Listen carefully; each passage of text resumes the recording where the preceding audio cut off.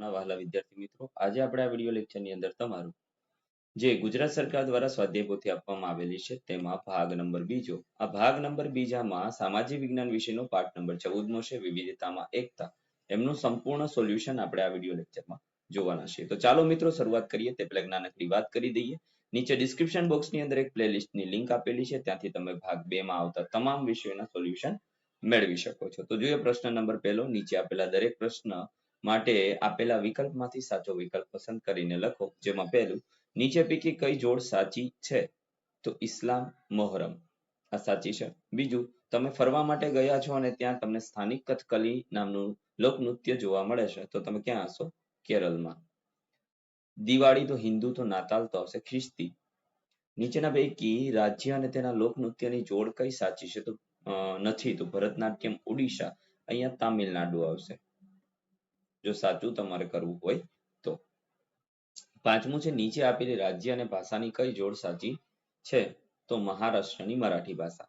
છઠ્ઠું, છોકરા છોકરી અંગેના ભેદભાવ અંગે કયું વિધાન યોગ્ય નથી? તો મોટાભાગના કુટુંબમાં બધા જ ઘરકામ કરે છે. નીચેના વિધાનો તપાસવાના છે, તો એમની અંદર સાચા કયા હશે? પહેલું અને બીજું બંને. આઠમું, મહારાષ્ટ્ર રાજ્યના લોકો કઈ ભાષા સૌથી વધુ બોલે છે? મરાઠી ભાષા. નવમું, જો આપણે એક રાષ્ટ્રના રૂપમાં જીવિત રહેવું હશે તો આપણે રાષ્ટ્રીય એકતા સ્વીકારવી જ પડશે. આ વાક્ય કોનું હતું? ડોક્ટર બાબા સાહેબ આંબેડકરનું. 10મું, રાજ્ય ગુજરાત રાજ્ય અને સાથે સંકળાયેલા સાચા વિધાનો કયા છે? તો માત્ર 1, 2 અને 4 એ સાચા વિધાનો છે. ઓણમનો તહેવાર કેરળ. અસમ રાજ્યનું નૃત્ય બિહુ. ભારત દેશની રાષ્ટ્રભાષા હિન્દી. વિવિધતામાં એકતા એ ભારતીય સંસ્કૃતિનું મહત્વપૂર્ણ લક્ષણ છે. ભારતને શાંતિની ભાવનાને વિશ્વમાં સાકાર કરી છે. ત્યાર પછી પતેતીની અંદર આવશે જોડકું જોડવામાં. પતેતીમાં આવશે પારસી. વૈશાખીની અંદર આવશે શીખ. નાતાલની અંદર આવશે ખ્રિસ્તી. શિવરાત્રીમાં આવશે હિન્દુ. બકરી ઈદની અંદર આવશે મુસ્લિમ. ત્યાર પછી વિધાનો ખરા છે કે ખોટામાં પહેલું વિધાન ખોટું છે, બીજું સાચું છે, ત્રીજું ખોટું છે, ચોથું સાચું છે અને પાંચમું સાચું છે.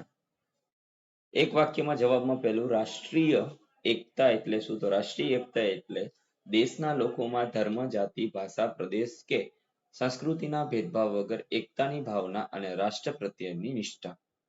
બીજું, તામિલનાડુ રાજ્યમાં કયું નૃત્ય જોવા મળે છે? તો તામિલનાડુ રાજ્યમાં ભરતનાટ્યમ નામનું નૃત્ય જોવા મળે છે. ત્રીજું, આપણો દેશ કઈ કઈ ભૌગોલિક બાબતના કારણે વિવિધતા વાળો દેશ બન્યો છે? તો ભારત વિવિધ ભૌગોલિક બાબતો જેવી કે પર્વતો, નદીઓ, રણ પ્રદેશો, દરિયા કિનારા, મેદાન વગેરે વિવિધના કારણે વિવિધતા વાળો દેશ બન્યો છે. ચોથું, ભારતીય લોકોમાં કઈ કઈ વિવિધતા જોવા મળે છે? તો ભારતીય લોકોમાં ભાષા, ધર્મ, રીતિ રિવાજ, પહેરવેશ, ખોરાક અને તહેવારો જેવી અનેક બાબતમાં વિવિધતા જોવા મળે છે. પાંચમું, પર્યુષણ કોનો તહેવાર છે? તો જૈન ધર્મ સાથે સંકળાયેલો તહેવાર છે. 2-3 વાક્યમાં જવાબમાં પહેલું, ભારતમાં બોલાતી ભાષાઓ જણાવો. તો ભારતમાં અનેક ભાષાઓ બોલાય છે, જેમાં ગુજરાતી, હિન્દી, મરાઠી, બંગાળી, તામિલ, તેલુગુ, કન્નડ, મલયાલમ, પંજાબી, ઉર્દુ, ઓડિયા, આસામી, કાશ્મીરી, સિંધી, સંસ્કૃત વગેરે આવી અધિકૃત 22 ભાષાઓ બોલાય છે.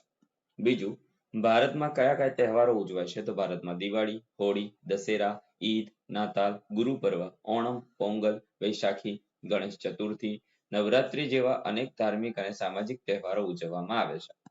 ત્રીજું, તમારા ગામ શહેરમાં કયા કયા ધર્મના લોકો વસવાટ કરે છે? તો મારા ગામમાં, શહેરમાં હિન્દુ, મુસ્લિમ, ખ્રિસ્તી અને જૈન ધર્મના લોકો વસવાટ કરે છે. ત્યાર પછી ચોથું છે મિત્રો કે સમાજમાં સમાનતા લાવવા કેવા કાયદાઓ ઘડવામાં આવે છે?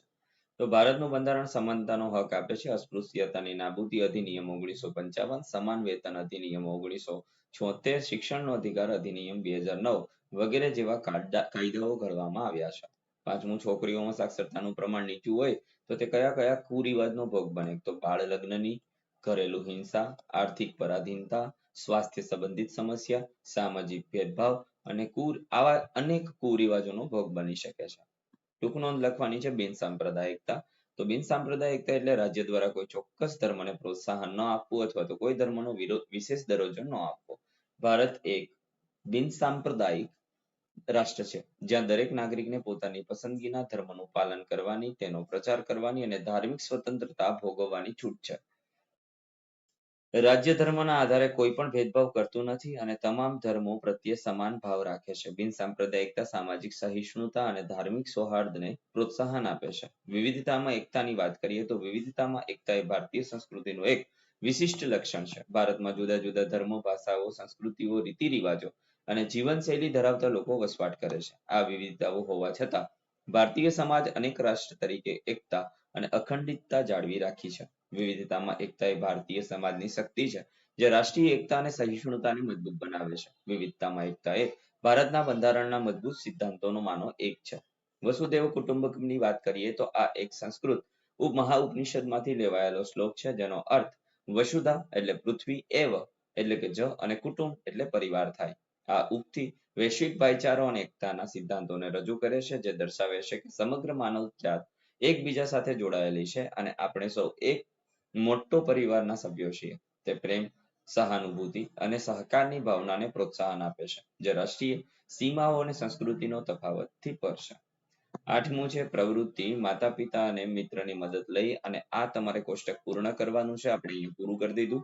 અહીંયા અલગ અલગ ધર્મના નામ, સ્થાપક અને ધર્મગ્રંથના નામ તથા ધર્મસ્થાનના નામ આપેલા છે. તો તમારે આ કોષ્ટકનો સ્ક્રીનશોટ પાડીને તમારી બુકમાં લખી દેવાનો છે. તો મિત્રો આ હતું સંપૂર્ણ એટલે સંપૂર્ણ આપણું સોલ્યુશન.